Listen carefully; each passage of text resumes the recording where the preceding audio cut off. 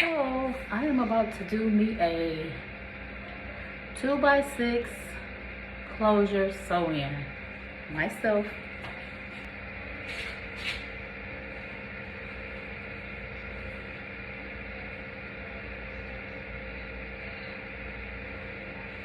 One side done. I know it look a mess, it don't matter. Gotta change shirts right quick. But here is my stocking cap.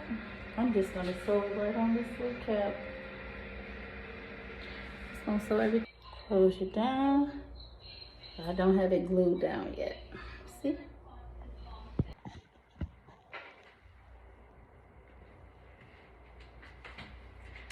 Finally,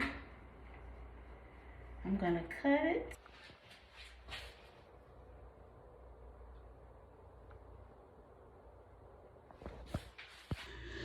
Okay, I'm finally done now, but I do need to pluck it and stuff, but I didn't bring none of that. I am at work, so.